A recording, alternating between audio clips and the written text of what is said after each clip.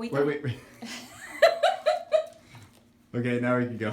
Okay, so about a week and a half ago, my younger sister, who's a year younger than me, called me, and she said, I'm just going to be blunt about it. She's like, I just got out of the hospital. I had 2 stents put in my heart.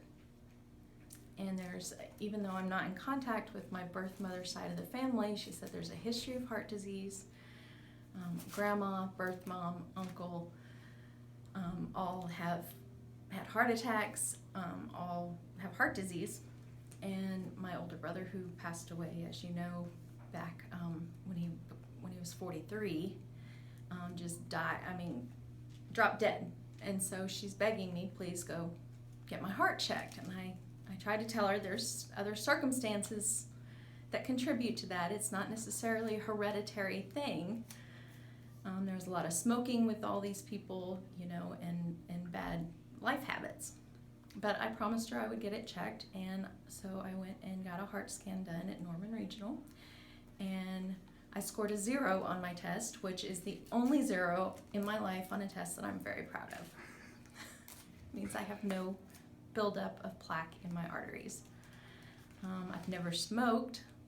I'd like to say I take pretty good care of myself, but I've been seeing Dr. Brent for 6 years now, and I think that is the biggest contributing factor to my heart being as healthy as it is. That's awesome. So many people are, and you hit on this earlier, but so many people are just like scared to death of the whole, like, because my family has it. They try to blame it on genetics. So having gone and done that test, and again, hearing everything that we talk about here in the office, how does it make you feel? Like, do you feel like empowered, and do you feel that has, really gave you the confidence that you don't have to be fearful or living in fear that... Exactly.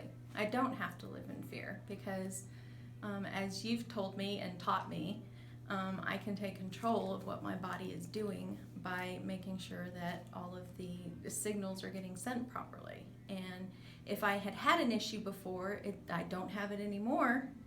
Not that I know that I did, and not that my sister said she had no symptoms whatsoever. She failed a stress test, went in for another test, and they admitted her to the hospital. She had 98% blockage in one and 90% in the other, whereas mine are clear.